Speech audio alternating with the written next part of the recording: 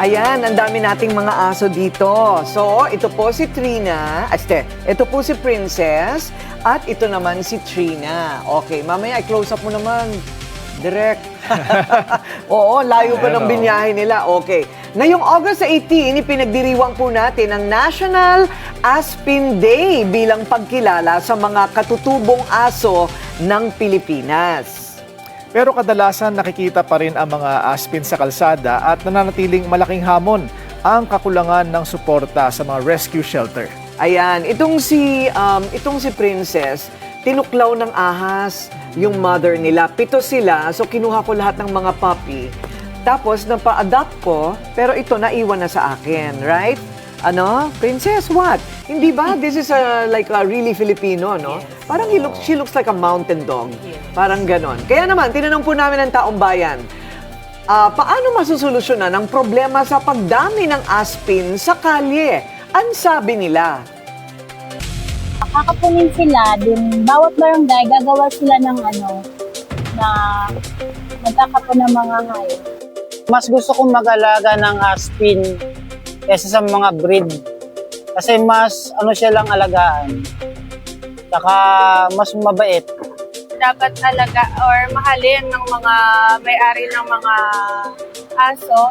Or yung kapag naman hindi naiiwasan na pagdami, siguro magkaroon ng free na pagpapakapon sa mga aso na lalaki. Meron dapat tayong mga organizations, madagdagan yung mga organizations na tumutulong na mag-collect ng mga pakalat-kalat na aspin sa kalsada para saka i-fund ng government mismo yung mga ganong organization. Ay, tama siya, no? Dapat tumulong din ang gobyerno sa pag-fund ng mga Rescue. yes, ang mga shelters, Shelter hindi ba? yeah. No kill, no kill shelter. Ito po naman si Trina, kaya tinawag po namin siyang Trina sa tren, sa release ng tren namin siya kinuha. Alaga siya ng basurero. At binigay na talaga ng basurero kasi gusto daw niyang mabuhay ng maganda.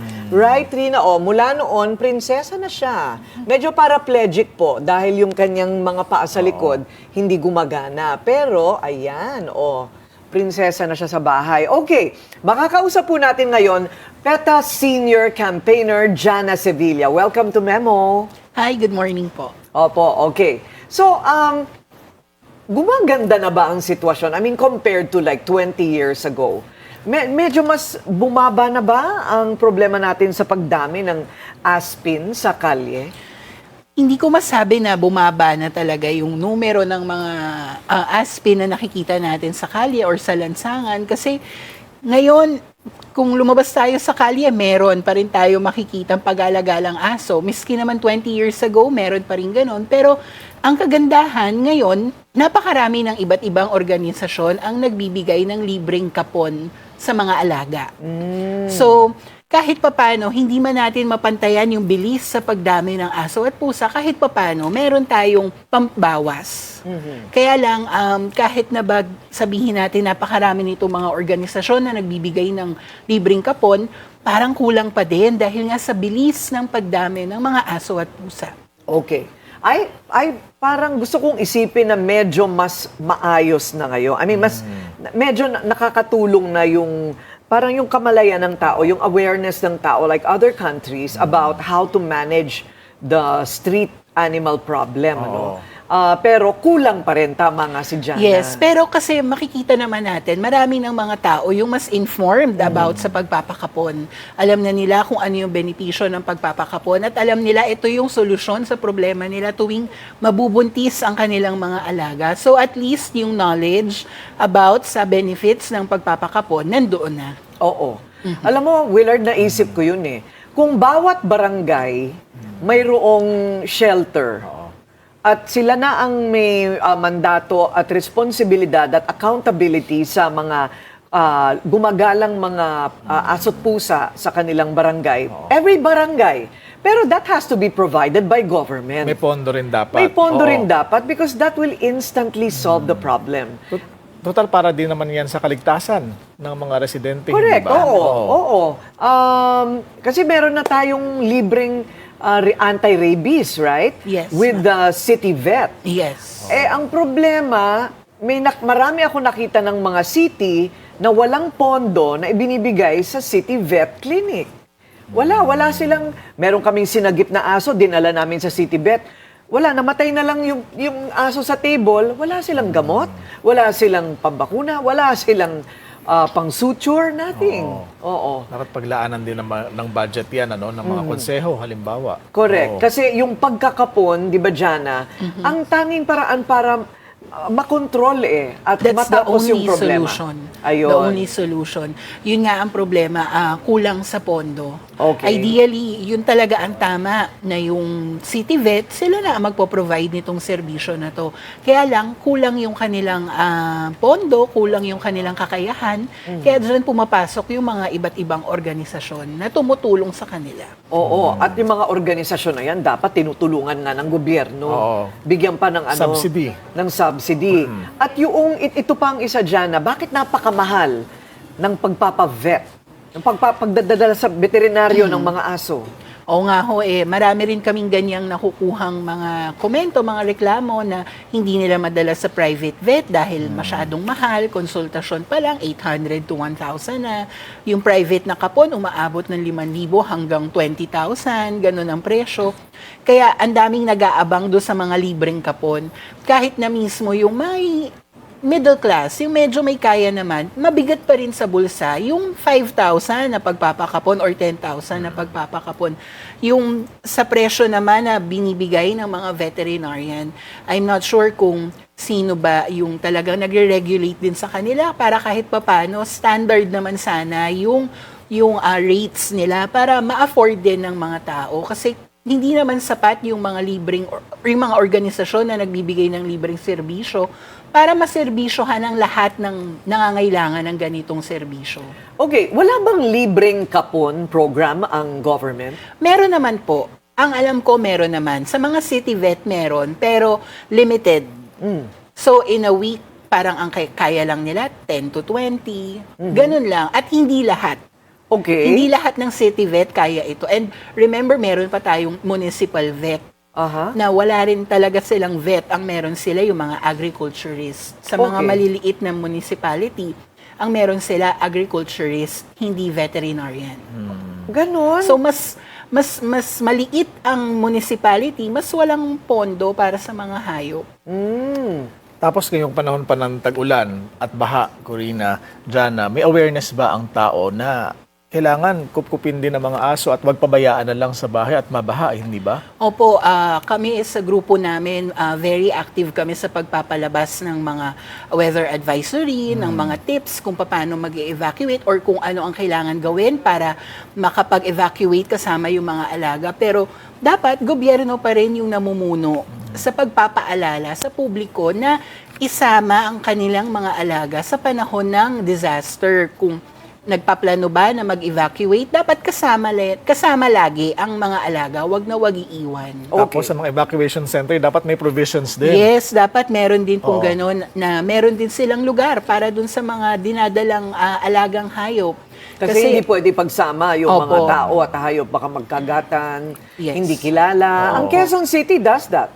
Yes. They have itong nakaraang bagyo, meron na ang Quezon City government na lugar kung saan mo ilalagak yung aso. Meron silang cages, meron silang label, pangalan, ayun. Nakasalalay sa LGU, ano? Kumbaga, Jana, do you think kailangan ng national law para mapatupad itong mga measures na to? Actually, in terms of law, may magaganda na tayong law. Wala lang tayo. Ang kulang lang sa atin yung implementation. Okay. Pero But are there implementing rules and regulations?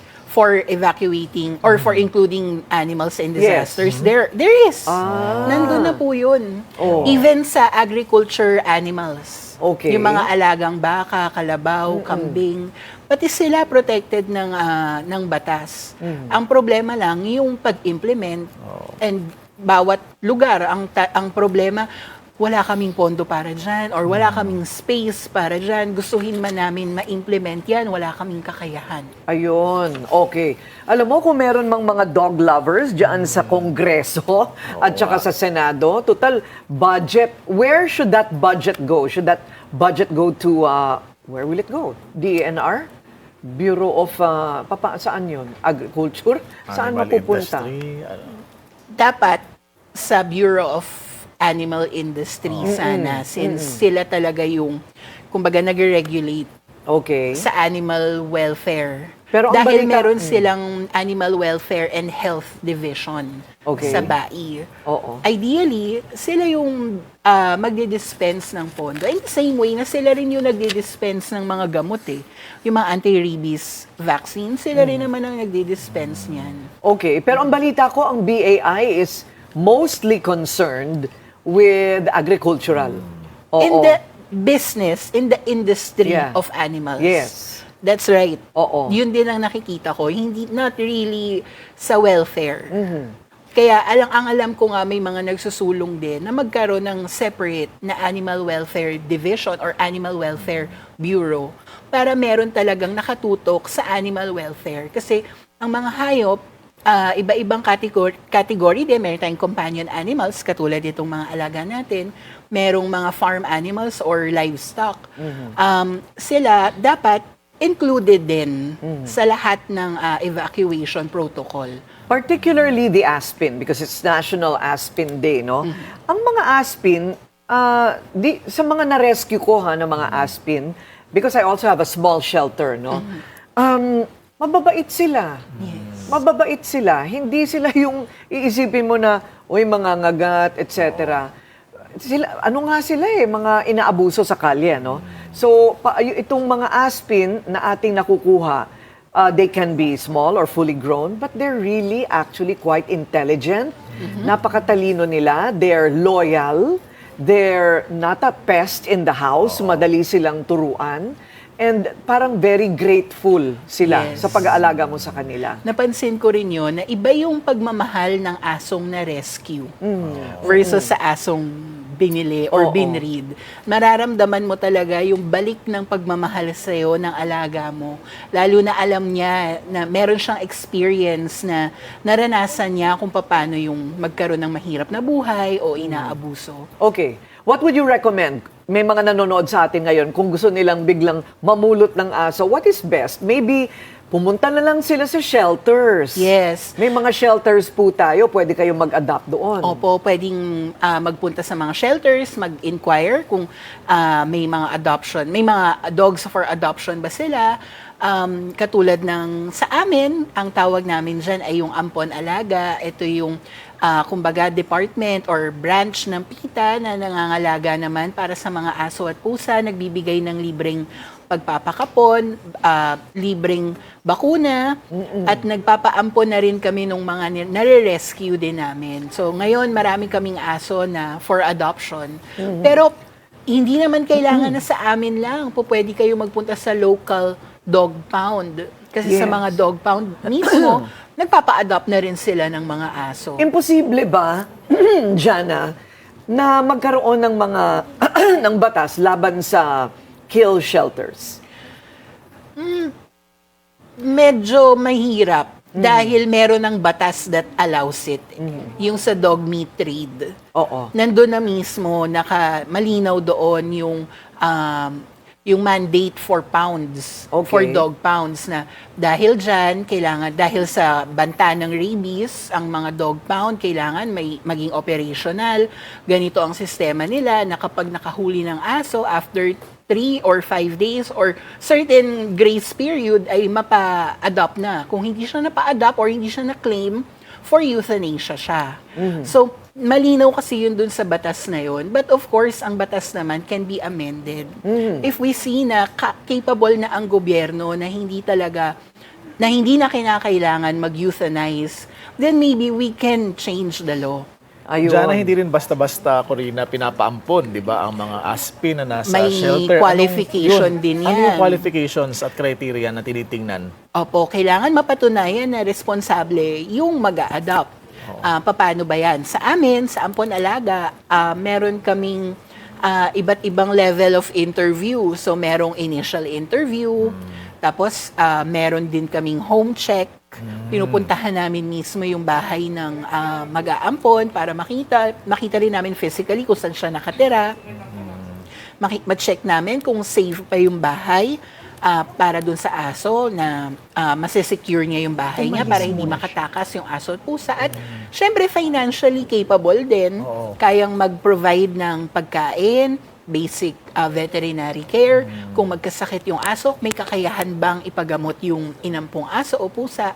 So yun, kailangan muna naming makasigurado na responsable yung mag-a-adopt. Ilang araw usually ang tinatagal from the initial From the interview to adopt- the from inspection and the adoption? Yes. I would say at least a week. A week. Opo. Okay. Kasi medyo mahaba yung proseso, marami ring nag-i-inquire for adoption. So, mga a week's time. May census ba dyan na I'm wondering? Census ng mga aspin? It's hard to tell eh. Lalo na kahit na meron sa batas na you have to register Yes. your dogs or cats sa city vet, hindi naman din lahat ginagawa yon. So, we really don't know. Meron dati, pero this is old data na if the population of the place is this, Yeah. it's safe to assume na it's 10%. Okay.